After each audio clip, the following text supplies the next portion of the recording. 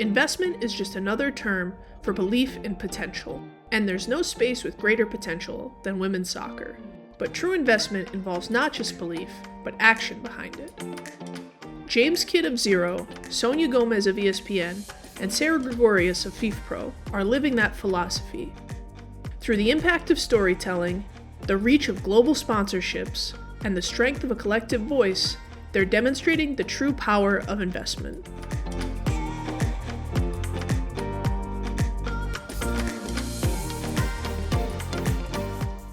My name is James Kidd. I'm the EGM of Brand and Marketing at Zero. Zero is a global leader in providing small business software for use in providing financial information and a host of other services that small businesses need to be successful. We have a clear purpose, which is about making the lives of small businesses, their advisors and the communities around the world better, because we strongly believe that if small businesses are healthy and operating well in our communities, then actually communities thrive as well. So we take that opportunity and that purpose really seriously right throughout our business. I'm Sonia Gomez-Baker, Senior Director of Programming and Acquisitions for ESPN, and kind of my day-to-day role is overseeing the team that we manage the football category, soccer category, for the US platform. So anything from that goes on our linear networks to ESPN Plus. Myself and the team, we negotiate, we set the strategy, we work with all the partners once we do the deal. And I've been at ESPN now almost 13 years. My name is Sarah Gregorius, and I'm the Director of Global Policy and Strategic Relations for Women's Football at FIFPro. FIFPro is the global trade union for professional football players, and we are a governing body. So for example, you will have a PFA in New Zealand, you'll have one in Australia, in England, and those unions are all part of the structure of FIFPro. When I was playing, I had a lot of different experiences. I played in Europe, I played in Asia, and I always felt the difference between having a representative voice and not having one. And I think that's essentially the role of a union, is to be that representative voice. And this didn't necessarily happen to me, but I know it was certainly a situation that's happened to a lot of other players. I saw the real risk and fear from some of my teammates. So I think that's what I learned a lot over my experiences, is the difference between having a union or having a safe space for you to provide feedback, provide dialogue, so that they understand how their decisions impact you as a player, and therefore you can provide critical feedback on what you need to obviously help build an environment that brings out the best in people. In 2022, Zero announced a partnership with FIFA Women's Football, allowing the company to invest in the women's game through development programs and support at both the grassroots level and global stage. Being present in communities definitely was part of the inspiration to become involved in women's football, because it's that observation of how many people in the community connect together through sport in different ways. And we started some really interesting conversations with FIFA a number of years ago, and they were able to share with us that 70% of women's football clubs operate at a loss. And for us, that was really profound, because we understand financial well-being and health. So if you think about what our business does, which is financial software, accounting software, and that profound financial problem with clubs, we felt there was something there that could align really nicely to our purpose and hopefully what we are good at. We've identified some really key parallels between women in football and small businesses, and even women in small business. Often the role models don't exist for women in small business to go out and have a go and be successful. And we've certainly seen that in the women's game, and we're seeing that improve.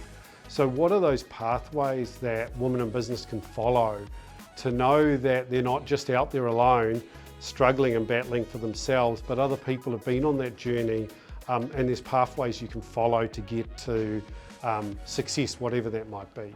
And again, I think the same applies in women's football. Having those pathways that others have been along, that can be shared to women wanting to make a career in football or at least get to the top of the game. While sponsors like Zero are focusing on putting more resources into women's soccer, media outlets like ESPN are leveraging the power of storytelling to bring the game to even wider audiences. In 2023, ESPN was part of a landmark broadcast deal with the NWSL, reportedly worth more than 40 times the league's previous agreement. We have 20 matches across the season. For us, it's not only about those live matches, it is really telling that story across those seasons, whether it's within our daily ESPN FC show, right? Whether it's on ESPN, our app or .com, storytelling features. How do we integrate within ESPNW and that ecosystem? For us, again, that made too much sense. And just given, again, the investment we have in women's sports, this is just like a jewel kind of in our crown there. The good news is that the enthusiasm internally for this property and what we can do with it is something that I'm really excited about. To me, that's kind of this next phase of women's football, is really being able to tell those stories, right? Because there's some really great stories. And I think for us, that's what we're great at. ESPN is great at it, right? Is that storytelling piece. So I'm really hopeful that for us, again, we went into this not just thinking about those 20 live matches. It was how do we grow this property? How do we tell these stories? Because there's some incredible women. Investment doesn't just come in the form of capital.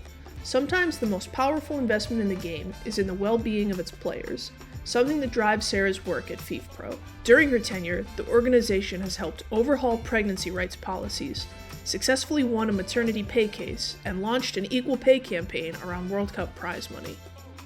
In women's football, you're talking about a unique set of players with a unique set of needs, trying to perform in an industry that wasn't built for them. So professional football, when it was created, only had professional men's players in mind. A lot of the structures in football only existed in the beginning to consider the needs of the men's industry. And so we're also constantly in this effort to try and integrate women's football into these structures, and where that doesn't work, try and provide enough autonomy for the needs of women's football players to be brought uniquely and in a way that still means that we can get what we need for those players for this particular moment in time, because the women's industry is also evolving very quickly. And so we, as their international representatives, we have to be agile, we have to be innovative, and we have to be present in all of these moments to make sure that we can turn up for them. As women's soccer evolves, the dream of realizing the best version of the game seems closer than ever, but no dream is achieved alone. To me, investment isn't just like pure dollars, right? It's an investment of resources, an investment of, frankly, editorial weight, capital, right? We are all here, right? We've all made this investment. We all believe in it. And let's just all keep going. Brand exposure is fantastic for us. We're a global business, and clearly being a partner in a global sport like women's football is great for that brand exposure, but it has to go deeper than that and be more meaningful for us. And so we found that with that ability to connect it to our mission to help make communities and small businesses and their advisors more healthy, and the ability for us to do that for the women's game. Our involvement in the women's game is not a script that we're simply following. I think it's a journey we've embarked on that we're genuinely excited about and passionate about the potential. I think if we're looking at investment in a sustainable way, it has to go into the holistic experience around the players. You can invest a lot into putting teams in a great stadium once a week, and to make sure that there are, tens of thousands of people coming through the gate. There are fan communities that have been built. We've really invested in this area. And then I'm like, okay, that's brilliant. What's the day-to-day environment for the players like? Because the day-to-day environment for the players is what provides the product that will keep people coming back. I think we just have to have the type of approach where we're really considerate about where we want to go, so that we can infuse the resourcing and the application of the investment with best practice in a way that feeds into the overall goal that we've established that we want in women's football, which again will not be a carbon copy of what takes place in men's football. It will be a unique industry which serves its players, its fans, its clubs, its national teams in a unique way that brings out the best in everybody.